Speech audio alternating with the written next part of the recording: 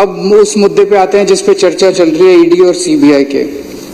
मैंने 4-5 दिन पहले मोहन भागवत जी को एक चिट्ठी लिखी थी। उस चिट्ठी में मैंने मोहन भागवत जी से 5 मुद्दों की बात की थी और उसमें एक मुद्दा ये भी था कि जिस तरह से प्रधानमंत्री मोदी जी इस देश के सबसे भ्रष्ट नेताओं को ईडी और सीबीआई से डरा के या पैसों का लालच देके दूसरी पार्टियों से तोड़ के अपनी पार्टी में शामिल कर रहे हैं, क्या मोहन भागवत जी उनसे सहमत हैं? मोदी जी ने खुद कुछ दिन पहले जिनको भ्रष्टाचारी बोला, अमित शाह जी ने खुद कुछ दिन पहले जिनको भ्रष्टाचारी बोला, भारतीय जनता पार्टी ने खुद जिन लोगों को कुछ दिन पहले भ्रष्टाचारी बोला, कुछ दिन के बाद उनको अपनी पार्टी में शामिल करा लेते हैं। 27 जून 2023 को प्रधानमंत्री जी ने कहा कि अजीत पवार पे 70,000 करोड़ रुपए के घोटाले का आरोप है, हम इनको जेल भेजेंगे। 27 जून 2023 और 5 दिन के बाद 2 जुलाई को उनको अपनी सरकार में शामिल करके उनको उप मुख्यमंत्री बना दिया। मैं इनसे पूछना चाहता हूं, कुछ शर्म आती है?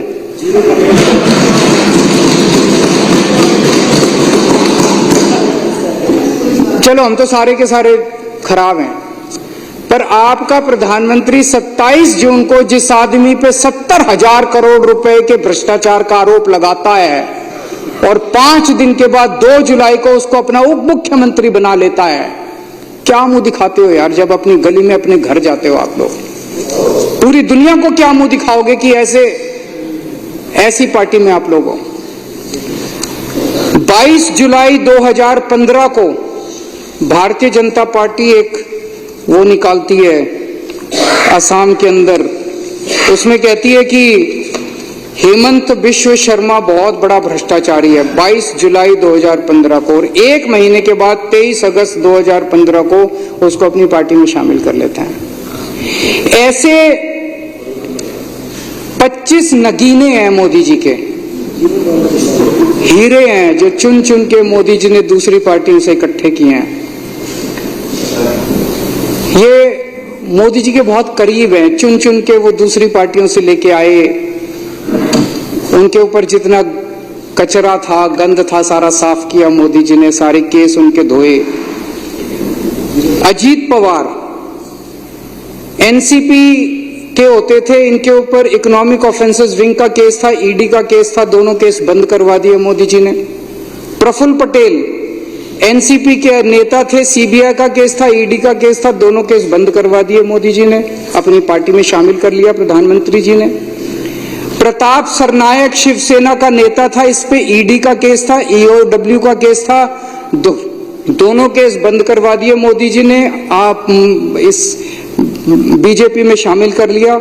हेमंत बिश्व शर्मा कांग्रेस का नेता था, सीबीआई का केस था, ठंडे बस्ते में डाल दिया, इसको अपनी पार्टी में शामिल कर लिया। हसन मुशर्रफ एनसीपी का नेता था, ईडी का केस था, ठंडे बस्ते में डाल दिया, मोदी जी ने इसको अपनी पार्टी में शामिल कर लिया।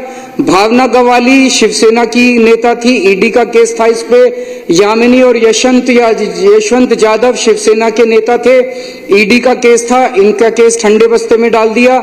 सीएम रमेश, रविंदर सिंह, संजय सेठ, शुभेंदु अधिकारी, के गीता, शोभन चैटर्जी, छगन भुजबल, कृपा शंकर सिंह, दिगंबर कामत, अशोक चौहान, नवीन जिंदल, तपस रे, अर्चना पाटिल, गीता कोड़े, बाबा सिद्दीकी, ज्योति मिंडा, सुजाना चौधरी, ये इनकी ईमानदारी है। ये जीरो टॉलरेंस है। शर्म नहीं आती? लाल किले के ऊपर खड़े होकर पूरे देश को बेवकूफ बनाते हैं, कहते हैं ईमानदार है, भ्रष्टाचार के खिलाफ लड़ाई लड़ रहे। ये 25 नगीने हैं। वो पहले नवरत्न होते थे अकबर के जमाने में, अब ये 25 रत्न है प्रधानमंत्री जी के, जिनको मैं आरएसएस के अंदर कई ऐसे लोग हैं, प्रचारक कहते हैं उनको, जिन्होंने अपनी जिंदगी जो है वो आरएसएस को दी है। वो जब घर घर जाते होंगे क्या कह के वो जनता का सामना करते होंगे कि जिस आदमी को प्रधानमंत्री ने 2 दिन पहले कहा कि 70,000 करोड़ का घोटाला हो गया, सारे बीजेपी वाले आरएसएस वालों ने व्हाट्सएप ग्रुप पे उसको भेजा लोगों को कि 70,000 करोड़ का घोटाला, आज प्रधानमंत्री ने 5 दिन बाद उसको अपने यहाँ शामिल करके उसको उप मुख्यमंत्री बना दिया। क्या शक्ल दिखाते हैं ये लोग। मैं पूछना चाहता हूं सारे आरएसएस के कार्यकर्ताओं से, मैं पूछना चाहता हूं सारे बीजेपी के नेताओं से कि कैसे आप लोग अपनी गली, अपने मोहल्ले के अंदर जाते हो। और मैं आरएसएस वालों के ऊपर ज्यादा दया आती है, उन्होंने कईयों ने अपनी जिंदगी आरएसएस के लिए दे दी और अब उनका एक ही, उनको अब टिकट नहीं मिलती।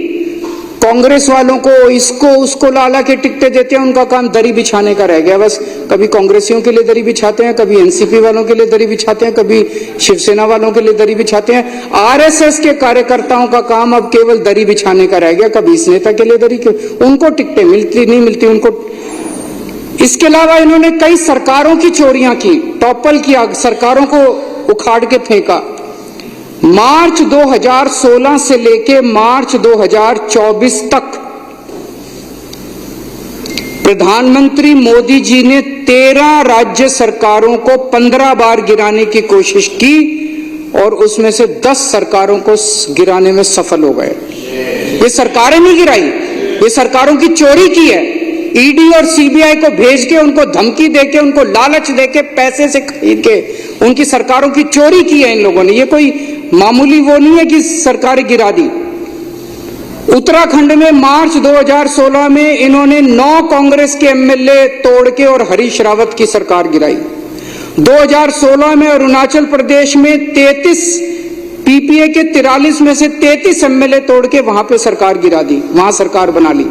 गोवा में जुलाई 2019 में इनको बहुमत नहीं मिला मार्च 2017 के रिजल्ट्स में, नतीजन इन्होंने 12 कांग्रेस के एमएलए तोड़ के सरकार बना ली। कर्नाटक में 2019 में इनको बहुमत नहीं मिला, इन्होंने 17 कांग्रेस के और जेडीएस के एमएलए तोड़ के सरकार बना ली।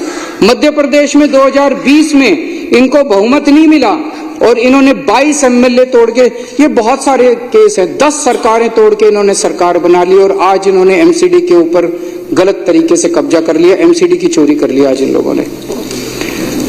मैं मोहन भागवत जी से मैंने यही चिट्ठी लिखी थी कि क्या राजनीति में शुचिता होनी चाहिए कि नहीं होनी चाहिए। आरएसएस ने अब खुलेआम कह दिया भाई जो मन में आए करो, आरएसएस ने खुली छूट दे दी है बीजेपी को। यही मैंने मोहन भागवत जी से पूछा था, क्या मोदी सरकार की बेईमानियों और भ्रष्टाचार का आरएसएस समर्थन करती है? अगर नहीं करती है तो मोहन भागवत जी की जिम्मेदारी बनती है कि खुले शब्दों में, सख्त शब्दों के अंदर पूरे देश के सामने वो ये कहें कि मोदी जी जो सरकार चला रहे हैं वो सरकार बेईमान है, वो सरकार भ्रष्टाचारी है और वो इसका समर्थन नहीं करते। ये मोहन भागवत जी की जिम्मेदारी है कि पूरे देश के अंदर वो ये स्टेटमेंट दें। आज इन्होंने एमसीडी के अंदर जो किया, चुनी हुई, मैंने जेल के अंदर सुभाष चंद्र बोस, भगत सिंह, इनको बहुत पढ़ा। इन लोगों ने अपनी जान की कुर्बानी लगा दी, जान इन्होंने दे दी अपनी देश को आजाद कराने के लिए। किस लिए आजाद कराया इन्होंने देश? इसीलिए तो आजाद कराया था कि देश के अंदर एक जनतंत्र होगा, जनता चुनेगी, जनता के चुने हुए नुमाइंदे वो सरकार चलाएंगे, जनता के सपने पूरे करेंगे। इसलिए थोड़ी करा था कि एक एलजी आके बैठ जाएगा, अफसर आके बैठ जाएंगे और चुने हुए लोगों को दरकिनार करके और अपनी मर्जी से सरकार चलाएंगे। दिल्ली के लोगों ने एक मेयर को चुना, दिल्ली के लोगों ने काउंसलरों को चुना, दिल्ली के लोगों ने एक सदन को चुना, एमसीडी को चुना, दिल्ली नगर निगम को चुना और उनको कहा भाई अब आप दिल्ली की व्यवस्था चलाओ, दिल्ली की नगर निगम को चलाओ। कानून के अंदर, दिल्ली नगर निगम के कानून में लिखा है कि जो सदन है, सदन की अध्यक्षता मेयर करेगी। एलजी ने कानून आज ऑर्डर पास कर दिया कि अब अध्यक्षता एडिशनल कमिश्नर करेगा। कल आपको भी हटा देंगे, कल लोकसभा स्पीकर को भी हटा देंगे, वहां पे लिख देंगे अब होम सेक्रेटरी जो है लोकसभा की अध्यक्षता करेगा, राज्यसभा की अध्यक्षता अब जो है वो डिफेंस सेक्रेटरी करेगा। ये क्या हो रहा है इस देश के अंदर? क्या इसीलिए हमारे देश के स्वतंत्रता सेनानियों ने अपनी जान गंवाई थी? खत्म कर दिया जनतंत्र इन लोगों ने।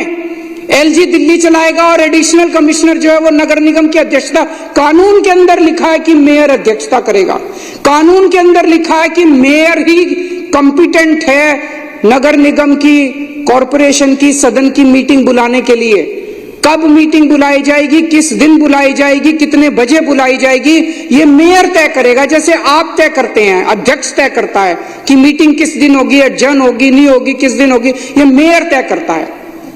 एलजी ने कर दिया, कमिश्नर ने कर दिया। उसमें लिखा हुआ है कि 72 घंटे का नोटिस दिया जाएगा। कोई नोटिस, कल रात को 10 बजे नोटिस निकाल दिया कि आज 1 बजे, उसमें कोई कानून के अंदर उनको पावर ही नहीं है, ना कमिश्नर को पावर है, ना एलजी को पावर है। तो गुंडागर्दी मचा रखी है।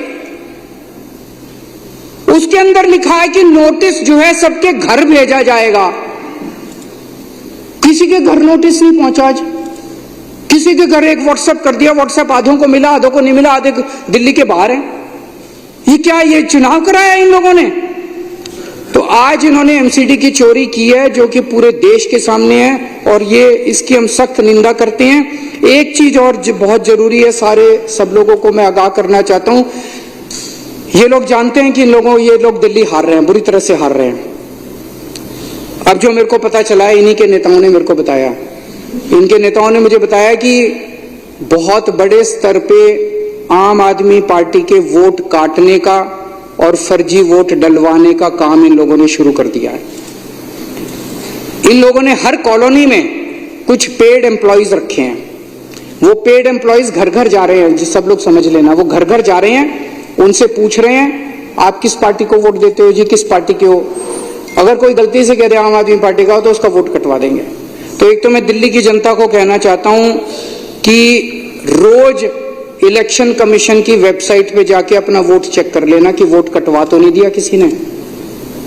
दूसरा, अगर कोई आपके घर पूछने आए कि आप किस पार्टी को वोट देते हो, आप कह देना बीजेपी को वोट देते हैं, फिर आप सेफ हैं, फिर आपका वोट नहीं कटेगा। आप झूठ बोल देना बीजेपी को वोट देते हैं, फिर आपका वोट सेफ है, आपका वोट नहीं कटेगा। और डेली अपने वोट चेक करना। और सारे मैं विधायकों को भी कहना चाहता हूं कि अपने अपने विधानसभा के अंदर जितने बूथ लेवल के आपके वॉलंटियर्स हैं उनको आगाह कर दीजिए। डेली बेसिस पे चेक करें किसका वोट कटा, किसका वोट डला, वो ठीक डल रहे हैं, गलत डल रहे हैं, इसके ऊपर अपने को निगाह रखनी है। और इतनी बुरी राजनीति मैंने कभी नहीं देखी थी। मेरा तो छोटा सा राजनीतिक जीवन है, मैं तो 10-12 साल से ही राजनीति में हूं, लेकिन इतनी बुरी राजनीति मैंने देश के अंदर कभी नहीं देखी थी। और मैं उम्मीद करता हूं कि हमसे जो बन पड़ेगा हम वो सब करेंगे देश की राजनीति को साफ करने के लिए। उसी के लिए आए हैं, देश राजनीति को साफ करना और जनता की सेवा करनी है। पिछले 2 दिन से मैं मुख्यमंत्री आतिशी जी के साथ दिल्ली की सड़कों का मुआयना करने के लिए निकला था। मेरे को याद है जेल जाने के पहले सड़कों की इतनी बुरी हालत नहीं थी, लेकिन मुझे बताया गया कि इन लोगों ने जो रेगुलर रिपेयर होती है, रेगुलर मेंटेनेंस होती है, वो भी नहीं होने दी। तो अभी सड़कों की हालत थोड़ी ज्यादा खराब हो गई है दिल्ली की। तो अभी मैं एक चिट्ठी लिख रहा हूँ आतिशी जी को, जो कि चूंकि सबके से संबंधित है, तो मैं थोड़ा सा पढ़ के सुनाना चाहता हूँ। प्रिय आतिशी जी, पिछले 2 दिन मैं आपके साथ दिल्ली की अलग अलग सड़कों का इंस्पेक्शन करने गया। इन सड़कों का काफी बुरा हाल है। मार्च महीने में जब मुझे गिरफ्तार किया गया था तब दिल्ली की सड़कें ठीक थीं। अभी कुछ दिन पहले मुझे इनका एक बड़ा नेता मिला। मैंने उससे पूछा कि मुझे गिरफ्तार करके उन्हें क्या मिला, तो उसने मुस्कुरा के कहा, दिल्ली सरकार को हमने डिरेल कर दिया, दिल्ली को हमने ठप कर दिया। उसका जवाब सुन के मैं हैरान रह गया। तो क्या मुझे गिरफ्तार करने का उनका मकसद दिल्ली को ठप करना था? क्या उनका मकसद दिल्ली वालों को परेशान करना था? जनता के परेशान होने से कोई व्यक्ति या कोई पार्टी कैसे खुश हो सकते हैं? जाहिर है कि इनका मकसद था दिल्ली के काम रोक के आम आदमी पार्टी की सरकार को बदनाम करना, ताकि ये लोग दिल्ली के चुनाव जीत जाएं। कोई पार्टी वोट लेने की खातिर और चुनाव जीतने की खातिर इतना कैसे गिर सकती है कि 2 करोड़ लोगों की जिंदगी बेहाल कर दे? हम लोग ऐसे नहीं हैं। हम लोग राजनीति में जनता की सेवा करने के लिए आए हैं। अब हमें युद्ध स्तर पे काम करना पड़ेगा। दिल्ली के सभी रुके हुए काम शुरू करवाने हैं। इस बार बारिश भी बहुत हुई है, इस वजह से दिल्ली की कई सड़कें खराब हो गई हैं। कृपया सभी मंत्रियों और विधायकों के साथ सड़क पे उतर के एक असेसमेंट करवा लें कि कौन कौन सी सड़कें खराब हैं और उनका तुरंत रिपेयर शुरू करवा दें। हमें रात दिन मेहनत करनी पड़ेगी। दिल्ली के सभी रुके हुए काम चालू करवाने होंगे। दिल्ली के लोगों के साथ मिलकर उनकी सभी परेशानियों को दूर करना पड़ेगा। मैं 1 मिनट ये चिट्ठी आतिशी जी को देना चाहता हूँ।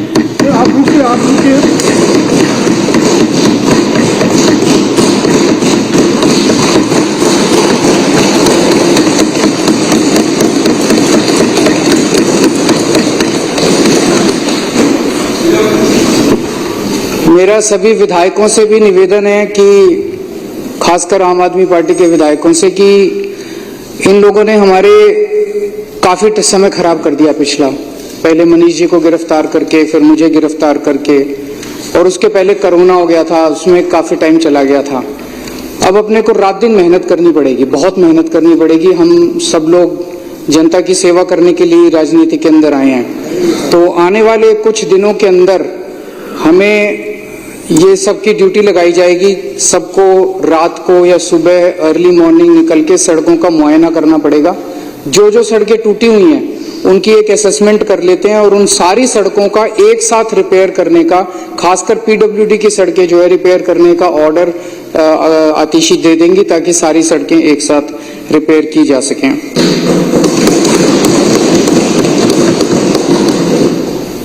अब उस मुद्दे पे आते हैं जिस पे चर्चा चल रही है, ईडी और सीबीआई के।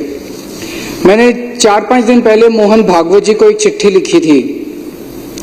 उस चिट्ठी में मैंने मोहन भागवत जी से 5 मुद्दों की बात की थी और उसमें एक मुद्दा ये भी था कि जिस तरह से प्रधानमंत्री मोदी जी इस देश के सबसे भ्रष्ट नेताओं को ईडी और सीबीआई से डरा के या पैसों का लालच देके दूसरी पार्टियों से तोड़ के अपनी पार्टी में शामिल कर रहे हैं, क्या मोहन भागवत जी उनसे सहमत हैं?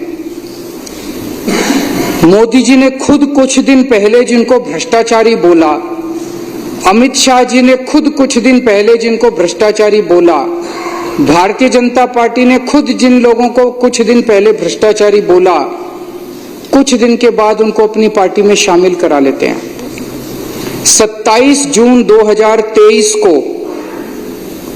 प्रधानमंत्री जी ने कहा कि अजीत पवार पे 70,000 करोड़ रुपए के घोटाले का आरोप है, हम इनको जेल भेजेंगे। 27 जून 2023 और 5 दिन के बाद 2 जुलाई को उनको अपनी सरकार में शामिल करके उनको उप मुख्यमंत्री बना दिया। मैं इनसे पूछना चाहता हूं, कुछ शर्म आती है?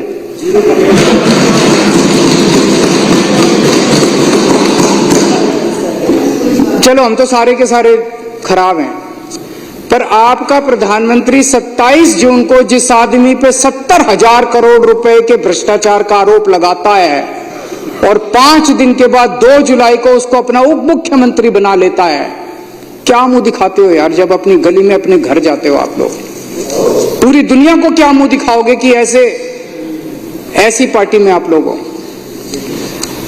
22 जुलाई 2015 को भारतीय जनता पार्टी एक वो निकालती है असम के अंदर, उसमें कहती है कि हेमंत बिश्व शर्मा बहुत बड़ा भ्रष्टाचारी है। 22 जुलाई 2015 को, और 1 महीने के बाद 23 अगस्त 2015 को उसको अपनी पार्टी में शामिल कर लेते हैं। ऐसे 25 नगीने हैं मोदी जी के, हीरे हैं जो चुन चुन के मोदी जी ने दूसरी पार्टियों से इकट्ठे किए हैं। ये मोदी जी के बहुत करीब हैं, चुन चुन के वो दूसरी पार्टियों से लेके आए। उनके ऊपर जितना कचरा था, गंद था, सारा साफ किया मोदी जी ने, सारे केस उनके धोए। अजीत पवार एनसीपी के होते थे, इनके ऊपर इकोनॉमिक ऑफेंसेस विंग का केस था, ईडी का केस था, दोनों केस बंद करवा दिए मोदी जी ने।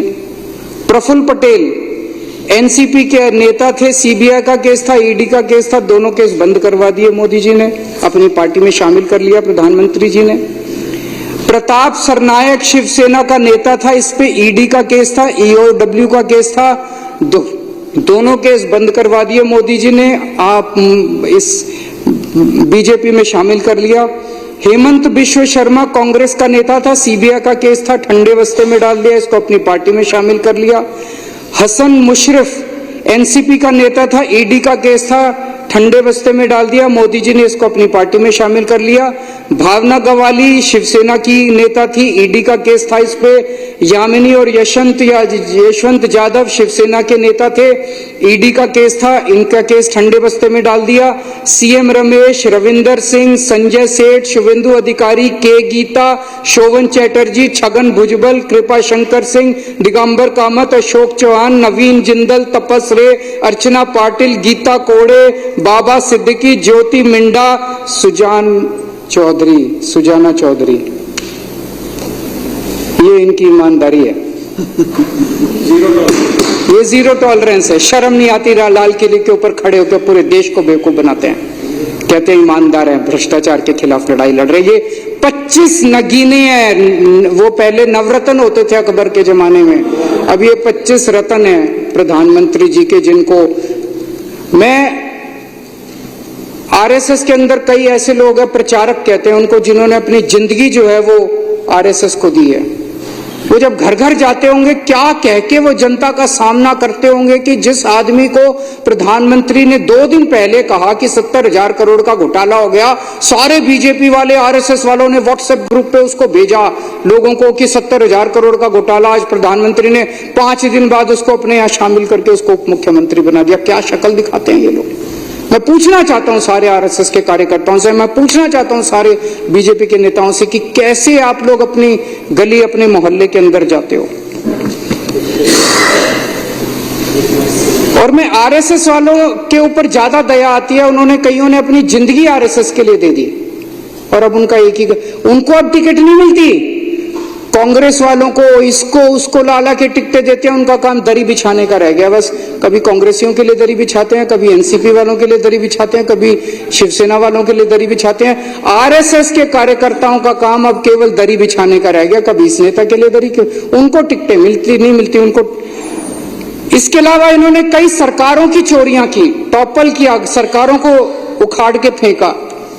मार्च 2016 से लेके मार्च 2024 तक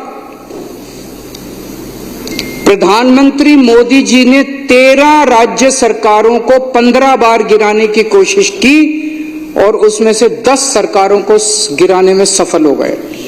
ये सरकारें नहीं गिराई, ये सरकारों की चोरी की है। ईडी और सीबीआई को भेज के, उनको धमकी देके, उनको लालच देके, पैसे से खरीद के उनकी सरकारों की चोरी की है इन लोगों ने। ये कोई मामूली वो नहीं है कि सरकार गिरा दी। उत्तराखंड में मार्च 2016 में इन्होंने 9 कांग्रेस के एमएलए तोड़ के और हरीश रावत की सरकार गिराई। 2016 में अरुणाचल प्रदेश में 33 पीपीए के 43 में से 33 एमएलए तोड़ के वहां पे सरकार गिरा दी, वहां सरकार बना ली। गोवा में जुलाई 2019 में इनको बहुमत नहीं मिला मार्च 2017 के रिजल्ट्स में, नतीजन इन्होंने 12 कांग्रेस के एमएलए तोड़ के सरकार बना ली। कर्नाटक में 2019 में इनको बहुमत नहीं मिला, इन्होंने 17 कांग्रेस के और जेडीएस के एमएलए तोड़ के सरकार बना ली। मध्य प्रदेश में 2020 में इनको बहुमत नहीं मिला और इन्होंने 22 एमएलए तोड़ के, ये बहुत सारे केस हैं, 10 सरकारें तोड़ के इन्होंने सरकार बना ली और आज इन्होंने एमसीडी के ऊपर गलत तरीके से कब्जा कर लिया, एमसीडी की चोरी कर लिया आज इन लोगों ने। मैं मोहन भागवत जी से मैंने यही चिट्ठी लिखी थी कि क्या राजनीति में शुचिता होनी चाहिए कि नहीं होनी चाहिए। आरएसएस ने अब खुलेआम कह दिया भाई जो मन में आए करो, आरएसएस ने खुली छूट दे दी है बीजेपी को। यही मैंने मोहन भागवत जी से पूछा था, क्या मोदी सरकार की बेईमानियों और भ्रष्टाचार का आरएसएस समर्थन करती है? अगर नहीं करती है तो मोहन भागवत जी की जिम्मेदारी बनती है कि खुले शब्दों में, सख्त शब्दों के अंदर पूरे देश के सामने वो ये कहें कि मोदी जी जो सरकार चला रहे हैं वो सरकार बेईमान है, वो सरकार भ्रष्टाचारी है और वो इसका समर्थन नहीं करते। ये मोहन भागवत जी की जिम्मेदारी है कि पूरे देश के अंदर वो ये स्टेटमेंट दें। आज इन्होंने एमसीडी के अंदर जो किया, चुनी हुई, मैंने जेल के अंदर सुभाष चंद्र बोस, भगत सिंह, इनको बहुत पढ़ा। इन लोगों ने अपनी जान की कुर्बानी लगा दी, जान इन्होंने दे दी अपनी देश को आजाद कराने के लिए। किस लिए आजाद कराया इन्होंने देश? इसीलिए तो आजाद कराया था कि देश के अंदर एक जनतंत्र होगा, जनता चुनेगी, जनता के चुने हुए नुमाइंदे वो सरकार चलाएंगे, जनता के सपने पूरे करेंगे। इसलिए थोड़ी करा था कि एक एलजी आके बैठ जाएगा, अफसर आके बैठ जाएंगे और चुने हुए लोगों को दरकिनार करके और अपनी मर्जी से सरकार चलाएंगे। दिल्ली के लोगों ने एक मेयर को चुना, दिल्ली के लोगों ने काउंसलरों को चुना, दिल्ली के लोगों ने एक सदन को चुना, एमसीडी को चुना, दिल्ली नगर निगम को चुना और उनको कहा भाई अब आप दिल्ली की व्यवस्था चलाओ, दिल्ली की नगर निगम को चलाओ। कानून के अंदर, दिल्ली नगर निगम के कानून में लिखा है कि जो सदन है, सदन की अध्यक्षता मेयर करेगी। एलजी ने कानून आज ऑर्डर पास कर दिया कि अब अध्यक्षता एडिशनल कमिश्नर करेगा। कल आपको भी हटा देंगे, कल लोकसभा स्पीकर को भी हटा देंगे, वहां पे लिख देंगे अब होम सेक्रेटरी जो है लोकसभा की अध्यक्षता करेगा, राज्यसभा की अध्यक्षता अब जो है वो डिफेंस सेक्रेटरी करेगा। ये क्या हो रहा है इस देश के अंदर? क्या इसीलिए हमारे देश के स्वतंत्रता सेनानियों ने अपनी जान गंवाई थी? खत्म कर दिया जनतंत्र इन लोगों ने। एलजी दिल्ली चलाएगा और एडिशनल कमिश्नर जो है वो नगर निगम की अध्यक्षता, कानून के अंदर लिखा है कि मेयर अध्यक्षता करेगा, कानून के अंदर लिखा है कि मेयर ही कॉम्पिटेंट है नगर निगम की, कॉरपोरेशन की, सदन की मीटिंग बुलाने के लिए। कब मीटिंग बुलाई जाएगी, किस दिन बुलाई जाएगी, कितने बजे बुलाई जाएगी, ये मेयर तय करेगा। जैसे आप तय करते हैं, अध्यक्ष तय करता है कि मीटिंग किस दिन होगी, एडजर्न होगी, नहीं होगी, किस दिन होगी, ये मेयर तय करता है। एलजी ने कर दिया, कमिश्नर ने कर दिया। उसमें लिखा हुआ है कि 72 घंटे का नोटिस दिया जाएगा। कोई नोटिस, कल रात को 10 बजे नोटिस निकाल दिया कि आज 1 बजे, उसमें कोई कानून के अंदर उनको पावर ही नहीं है, ना कमिश्नर को पावर है, ना एलजी को पावर है। तो गुंडागर्दी मचा रखी है। उसके अंदर लिखा है कि नोटिस जो है सबके घर भेजा जाएगा। किसी के घर नोटिस नहीं पहुंचा आज, किसी के घर एक व्हाट्सएप कर दिया, व्हाट्सएप आधों को मिला, आधों को नहीं मिला, आधे दिल्ली के बाहर हैं। ये क्या, ये चुनाव कराया इन लोगों ने? तो आज इन्होंने एमसीडी की चोरी की है जो कि पूरे देश के सामने है और ये इसकी हम सख्त निंदा करते हैं। एक चीज और बहुत जरूरी है, सब लोगों को मैं आगाह करना चाहता हूं। ये लोग जानते हैं कि ये लोग दिल्ली हार रहे हैं, बुरी तरह से हार रहे हैं। अब जो मेरे को पता चला है, इन्हीं के नेताओं ने मेरे को बताया, इनके नेताओं ने मुझे बताया कि बहुत बड़े स्तर पे आम आदमी पार्टी के वोट काटने का और फर्जी वोट डलवाने का काम इन लोगों ने शुरू कर दिया है। इन लोगों ने हर कॉलोनी में कुछ पेड एम्प्लॉइज रखे हैं। वो पेड एम्प्लॉइज घर घर जा रहे हैं, सब लोग समझ लेना, वो घर घर जा रहे हैं, उनसे पूछ रहे हैं आप किस पार्टी को वोट देते हो जी, किस पार्टी के हो। अगर कोई गलती से कह दे आम आदमी पार्टी का हो तो उसका वोट कटवा देंगे।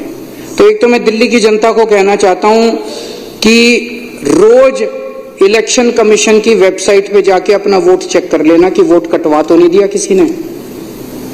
दूसरा, अगर कोई आपके घर पूछने आए कि आप किस पार्टी को वोट देते हो, आप कह देना बीजेपी को वोट देते हैं, फिर आप सेफ हैं, फिर आपका वोट नहीं कटेगा। आप झूठ बोल देना बीजेपी को वोट देते हैं, फिर आपका वोट सेफ है, आपका वोट नहीं कटेगा। और डेली अपने वोट चेक करना। और सारे मैं विधायकों को भी कहना चाहता हूं कि अपने अपने विधानसभा के अंदर जितने बूथ लेवल के आपके वॉलंटियर्स हैं उनको आगाह कर दीजिए, डेली बेसिस पे चेक करें किसका वोट कटा, किसका वोट डला, वो ठीक डल रहे हैं, गलत डल रहे हैं, इसके ऊपर अपने को निगाह रखनी है। और इतनी बुरी राजनीति मैंने कभी नहीं देखी थी। मेरा तो छोटा सा राजनीतिक जीवन है, मैं तो 10-12 साल से ही राजनीति में हूं, लेकिन इतनी बुरी राजनीति मैंने देश के अंदर कभी नहीं देखी थी। और मैं उम्मीद करता हूं कि हमसे जो बन पड़ेगा हम वो सब करेंगे देश की राजनीति को साफ करने के लिए। उसी के लिए आए हैं, देश राजनीति को साफ करना और जनता की सेवा करनी है। पिछले 2 दिन से मैं मुख्यमंत्री आतिशी जी के साथ दिल्ली की सड़कों का मुआयना करने के लिए निकला था। मेरे को याद है जेल जाने के पहले सड़कों की इतनी बुरी हालत नहीं थी, लेकिन मुझे बताया गया कि इन लोगों ने जो रेगुलर रिपेयर होती है, रेगुलर मेंटेनेंस होती है, वो भी नहीं होने दी। तो अभी सड़कों की हालत थोड़ी ज़्यादा खराब हो गई है दिल्ली की। तो अभी मैं एक चिट्ठी लिख रहा हूं आतिशी जी को, जो कि चूंकि सबके से संबंधित है, तो मैं थोड़ा सा पढ़ के सुनाना चाहता हूं। प्रिय आतिशी जी, पिछले 2 दिन मैं आपके साथ दिल्ली की अलग अलग सड़कों का इंस्पेक्शन करने गया। इन सड़कों का काफी बुरा हाल है। मार्च महीने में जब मुझे गिरफ्तार किया गया था, तब दिल्ली की सड़कें ठीक थीं। अभी कुछ दिन पहले मुझे इनका एक बड़ा नेता मिला। मैंने उससे पूछा कि मुझे गिरफ्तार करके उन्हें क्या मिला, तो उसने मुस्कुरा के कहा, दिल्ली सरकार को हमने डिरेल कर दिया, दिल्ली को हमने ठप कर दिया। उसका जवाब सुन के मैं हैरान रह गया। तो क्या मुझे गिरफ्तार करने का उनका मकसद दिल्ली को ठप करना था? क्या उनका मकसद दिल्ली वालों को परेशान करना था? जनता के परेशान होने से कोई व्यक्ति या कोई पार्टी कैसे खुश हो सकते हैं? जाहिर है कि इनका मकसद था दिल्ली के काम रोक के आम आदमी पार्टी की सरकार को बदनाम करना, ताकि ये लोग दिल्ली के चुनाव जीत जाएं। कोई पार्टी वोट लेने की खातिर और चुनाव जीतने की खातिर इतना कैसे गिर सकती है कि 2 करोड़ लोगों की जिंदगी बेहाल कर दे? हम लोग ऐसे नहीं हैं। हम लोग राजनीति में जनता की सेवा करने के लिए आए हैं। अब हमें युद्ध स्तर पे काम करना पड़ेगा। दिल्ली के सभी रुके हुए काम शुरू करवाने हैं। इस बार बारिश भी बहुत हुई है, इस वजह से दिल्ली की कई सड़कें खराब हो गई हैं। कृपया सभी मंत्रियों और विधायकों के साथ सड़क पे उतर के एक असेसमेंट करवा लें कि कौन कौन सी सड़कें खराब हैं और उनका तुरंत रिपेयर शुरू करवा दें। हमें रात दिन मेहनत करनी पड़ेगी। दिल्ली के सभी रुके हुए काम चालू करवाने होंगे। दिल्ली के लोगों के साथ मिलकर उनकी सभी परेशानियों को दूर करना पड़ेगा। मैं 1 मिनट ये चिट्ठी आतिशी जी को देना चाहता हूँ। आप रुकिए।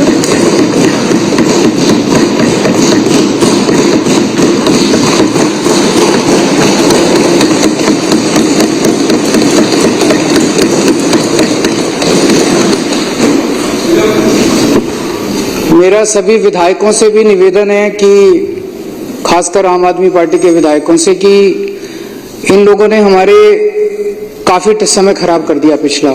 पहले मनीष जी को गिरफ्तार करके, फिर मुझे गिरफ्तार करके, और उसके पहले कोरोना हो गया था, उसमें काफी टाइम चला गया था। अब अपने को रात दिन मेहनत करनी पड़ेगी, बहुत मेहनत करनी पड़ेगी। हम सब लोग जनता की सेवा करने के लिए राजनीति के अंदर आए हैं। तो आने वाले कुछ दिनों के अंदर हमें ये सबकी ड्यूटी लगाई जाएगी। सबको रात को या सुबह अर्ली मॉर्निंग निकल के सड़कों का मुआयना करना पड़ेगा।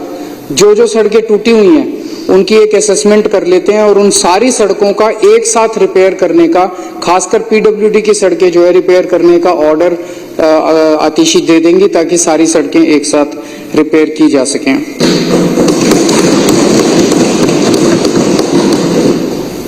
अब उस मुद्दे पे आते हैं जिस पे चर्चा चल रही है, ईडी और सीबीआई के।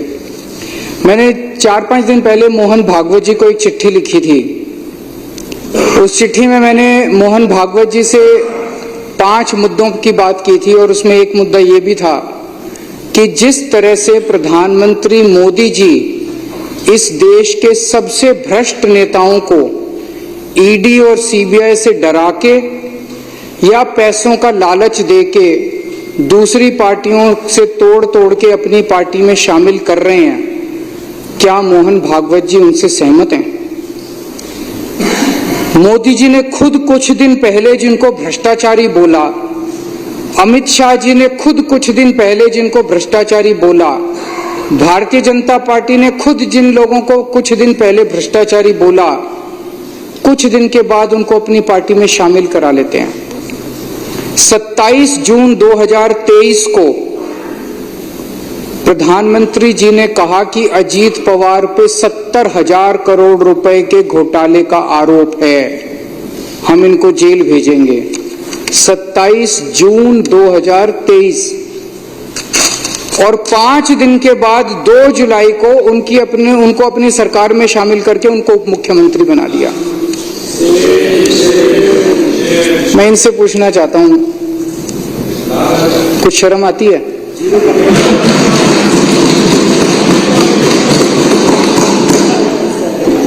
चलो हम तो सारे के सारे खराब हैं, पर आपका प्रधानमंत्री 27 जून को जिस आदमी पे 70,000 करोड़ रुपए के भ्रष्टाचार का आरोप लगाता है और 5 दिन के बाद 2 जुलाई को उसको अपना उप मुख्यमंत्री बना लेता है, क्या मुंह दिखाते हो यार? जब अपनी गली में अपने घर जाते हो आप लोग, पूरी दुनिया को क्या मुंह दिखाओगे कि ऐसी पार्टी में आप लोग हो? 22 जुलाई 2015 को भारतीय जनता पार्टी एक वो निकालती है असम के अंदर, उसमें कहती है कि हेमंत बिश्व शर्मा बहुत बड़ा भ्रष्टाचारी है। 22 जुलाई 2015 को, और 1 महीने के बाद 23 अगस्त 2015 को उसको अपनी पार्टी में शामिल कर लेते हैं। ऐसे 25 नगीने हैं मोदी जी के, हीरे हैं जो चुन चुन के मोदी जी ने दूसरी पार्टियों से इकट्ठे किए हैं। ये मोदी जी के बहुत करीब हैं, चुन चुन के वो दूसरी पार्टियों से लेके आए, उनके ऊपर जितना कचरा था, गंद था, सारा साफ किया मोदी जी ने, सारे केस उनके धोए। अजीत पवार एनसीपी के होते थे, इनके ऊपर इकोनॉमिक ऑफेंसेस विंग का केस था, ईडी का केस था, दोनों केस बंद करवा दिए मोदी जी ने। प्रफुल्ल पटेल एनसीपी के नेता थे, सीबीआई का केस था, ईडी का केस था, दोनों केस बंद करवा दिए मोदी जी ने, अपनी पार्टी में शामिल कर लिया प्रधानमंत्री जी ने। प्रताप सरनायक शिवसेना का नेता था, इस पे ईडी का केस था, ईओडब्ल्यू का केस था, दोनों केस बंद करवा दिए मोदी जी ने, आप इस बीजेपी में शामिल कर लिया।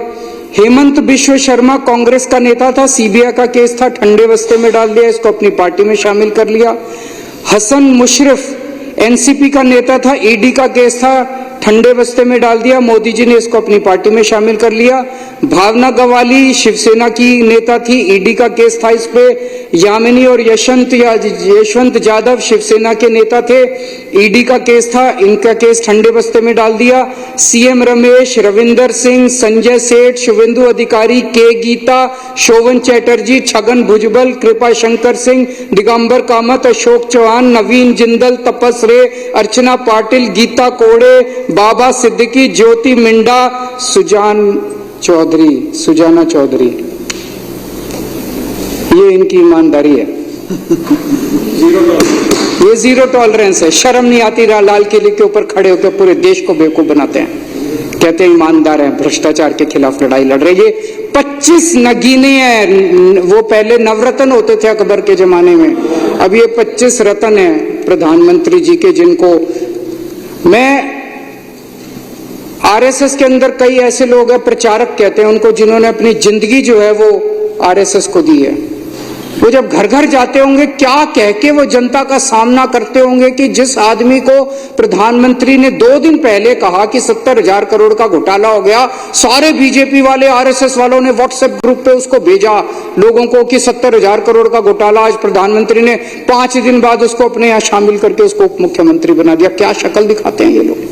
मैं पूछना चाहता हूं सारे आरएसएस के कार्यकर्ताओं से, मैं पूछना चाहता हूं सारे बीजेपी के नेताओं से कि कैसे आप लोग अपनी गली, अपने मोहल्ले के अंदर जाते हो? और मैं आरएसएस वालों के ऊपर ज्यादा दया आती है, उन्होंने कईयों ने अपनी जिंदगी आरएसएस के लिए दे दी और अब उनका एक ही, उनको अब टिकट नहीं मिलती। कांग्रेस वालों को इसको उसको लाला के टिकटें देते हैं, उनका काम दरी बिछाने का रह गया बस। कभी कांग्रेसियों के लिए दरी बिछाते हैं, कभी एनसीपी वालों के लिए दरी बिछाते हैं, कभी शिवसेना वालों के लिए दरी बिछाते हैं। आरएसएस के कार्यकर्ताओं का काम अब केवल दरी बिछाने का रह गया, कभी इस नेता के लिए दरी के, उनको टिकटें मिलती नहीं मिलती उनको। इसके अलावा इन्होंने कई सरकारों की चोरियां की, टॉपल किया, सरकारों को उखाड़ के फेंका। मार्च 2016 से लेके मार्च 2024 तक प्रधानमंत्री मोदी जी ने 13 राज्य सरकारों को 15 बार गिराने की कोशिश की और उसमें से 10 सरकारों को गिराने में सफल हो गए। ये सरकारें नहीं गिराई, ये सरकारों की चोरी की है। ईडी और सीबीआई को भेज के, उनको धमकी देके, उनको लालच देके, पैसे से खरीद के उनकी सरकारों की चोरी की है इन लोगों ने। ये कोई मामूली वो नहीं है कि सरकार गिरा दी। उत्तराखंड में मार्च 2016 में इन्होंने 9 कांग्रेस के एमएलए तोड़ के और हरीश रावत की सरकार गिराई। 2016 में अरुणाचल प्रदेश में 33 पीपीए के 43 में से 33 एमएलए तोड़ के वहां पे सरकार गिरा दी, वहां सरकार बना ली। गोवा में जुलाई 2019 में इनको बहुमत नहीं मिला, मार्च 2017 के रिजल्ट्स में, नतीजन इन्होंने 12 कांग्रेस के एमएलए तोड़ के सरकार बना ली। कर्नाटक में 2019 में इनको बहुमत नहीं मिला, इन्होंने 17 कांग्रेस के और जेडीएस के एमएलए तोड़ के सरकार बना ली। मध्य प्रदेश में 2020 में इनको बहुमत नहीं मिला और इन्होंने 22 एमएलए तोड़ के, ये बहुत सारे केस हैं, 10 सरकारें तोड़ के इन्होंने सरकार बना ली और आज इन्होंने एमसीडी के ऊपर गलत तरीके से कब्जा कर लिया, एमसीडी की चोरी कर लिया आज इन लोगों ने। मैं मोहन भागवत जी से मैंने यही चिट्ठी लिखी थी कि क्या राजनीति में शुचिता होनी चाहिए कि नहीं होनी चाहिए। आरएसएस ने अब खुलेआम कह दिया भाई जो मन में आए करो, आरएसएस ने खुली छूट दे दिया बीजेपी को। यही मैंने मोहन भागवत जी से पूछा था, क्या मोदी सरकार की बेईमानियों और भ्रष्टाचार का आरएसएस समर्थन करती है? अगर नहीं करती है तो मोहन भागवत जी की जिम्मेदारी बनती है कि खुले शब्दों में, सख्त शब्दों के अंदर पूरे देश के सामने वो ये कहें कि मोदी जी जो सरकार चला रहे हैं वो सरकार बेईमान है, वो सरकार भ्रष्टाचारी है और वो इसका समर्थन नहीं करते। ये मोहन भागवत जी की जिम्मेदारी है कि पूरे देश के अंदर वो ये स्टेटमेंट दें।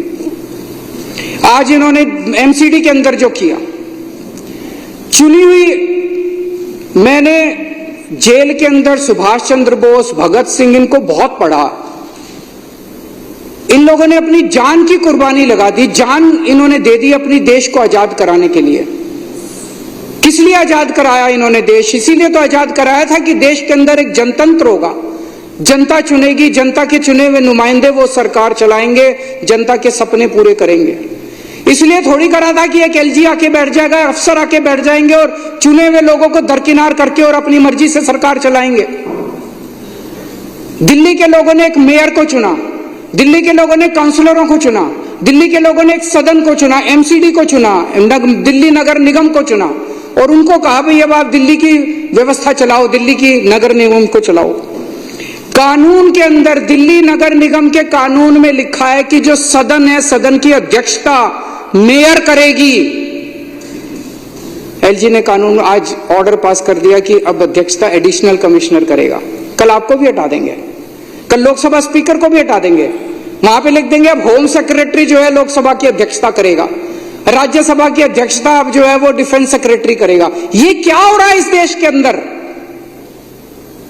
क्या इसीलिए हमारे देश के स्वतंत्रता सेनानियों ने अपनी जान गंवाई थी? खत्म कर दिया जनतंत्र इन लोगों ने। एलजी दिल्ली चलाएगा और एडिशनल कमिश्नर जो है वो नगर निगम की अध्यक्षता, कानून के अंदर लिखा है कि मेयर अध्यक्षता करेगा, कानून के अंदर लिखा है कि मेयर ही कॉम्पिटेंट है नगर निगम की, कॉरपोरेशन की सदन की मीटिंग बुलाने के लिए। कब मीटिंग बुलाई जाएगी, किस दिन बुलाई जाएगी, कितने बजे बुलाई जाएगी, ये मेयर तय करेगा। जैसे आप तय करते हैं, अध्यक्ष तय करता है कि मीटिंग किस दिन होगी, एडजर्न होगी, नहीं होगी, किस दिन होगी, ये मेयर तय करता है। एलजी ने कर दिया, कमिश्नर ने कर दिया।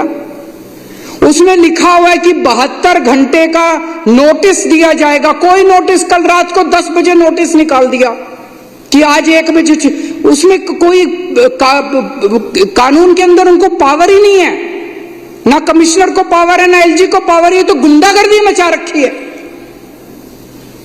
उसके अंदर लिखा है कि नोटिस जो है सबके घर भेजा जाएगा।